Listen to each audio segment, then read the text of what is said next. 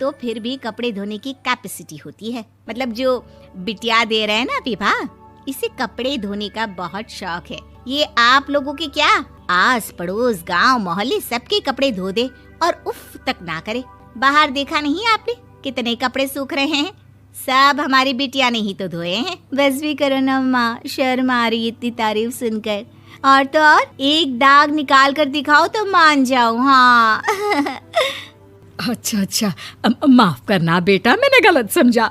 हमें तो रिश्ता बहुत पसंद है। और ऐसे जुड़ जाता है रिश्ता कपड़े धोने का शौक रखने वाली विभा का। उसकी शादी हो जाती है कोयला फैक्ट्री में काम करने वाले कल्लू के साथ। शादी के बाद अचानक विभा चिल्लाती हुई सास के पास आती है। सासू माँ, अरे सासू माँ कहाँ है आप?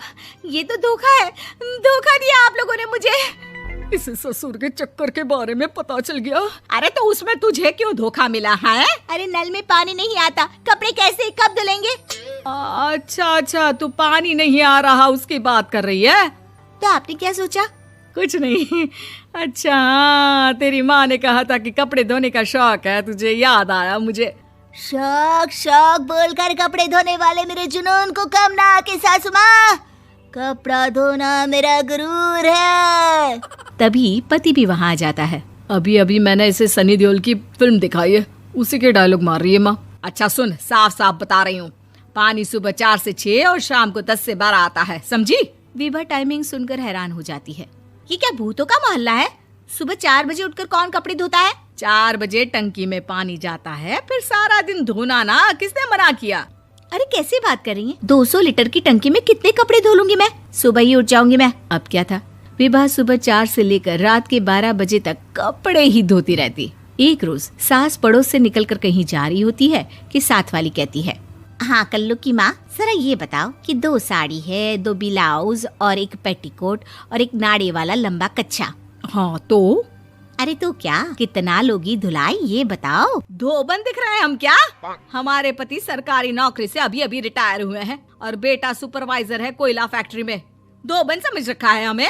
हाय रे कल्लू की अम्मा, माफ कर दो, वो तो मोहल्ले में यही सब बता रहे थे कि तुमने बहू को कपड़ा धुलवाने के काम में लगा दिया है। सास को पड़ोसन की बात सुनकर गुस्सा आ जाता है। वो घर पहुंचती है जहां घर के बाहर ही इतने सारे कपड़े सूख रहे होते हैं जितने कि किसी धोबन के घर पर। अरे ओ कल्लू की दुल्हन, बाहर निकल।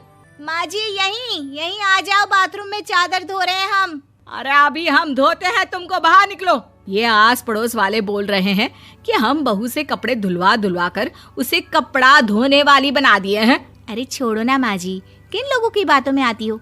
आस पास के लोगों का तो काम ही होता है कि वो किसी तरह सास बहू को लड़ा दे। बहू सारे घर के कपड़े धोती है, ये क्या कम है? बोलिए।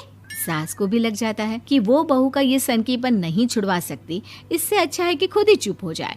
एक रोज सास और बहू मंदिर जाते हैं, जहाँ सास की साड़ी वहाँ खड़ी भीख मांगने वाली से मिलती है। माँ जी क्या बात है, आपकी साड़ी उस भिखारन से कितनी मिल रही है ना? हाँ देखो तो दोनों की साड़ी मिल रही है। क्या बात है कल्लू की अम्मा, तुम खुद को तो अफसर की बीवी बताती हो और ऐसी सिंपल सी प्लेन साड़ी पहनकर घूमती हो। सिंपल और प्लेन नहीं है ये साड़ी। तो क्या सोने के धागे से फूल बने हैं? कुछ भी सासू माँ, कुछ भी। हाँ बने थे इस साड़ी में सोने के धागे से फूल। मेरे पति लेकर आए थे मद्रास से स्पेशली मेरे लिए 10,000 की। ताहे भाई साहब इस भिखारन के लिए भी सेम टू सेम साड़ी लेकर आए होंगे 10,000 की। सास उस वक्त तो कुछ नहीं कहती, लेकिन बहू के साथ घर आती है और अलमारी से एल्बम निकाल कर लाती है। ये साड़ी देख रही है, ये वही साड़ी है जिसे मैंने अभी पहना था। इस साड़ी में ये जो चमकदार फूल दिख रहे हैं ना, ये सोने के धागों से काटे गए हैं। लेकिन तू लोकल वॉशिंग मशीन ब्रश से घिस घिस कर सारे फूलों को निकाल कर साड़ी प्लेन कर दी।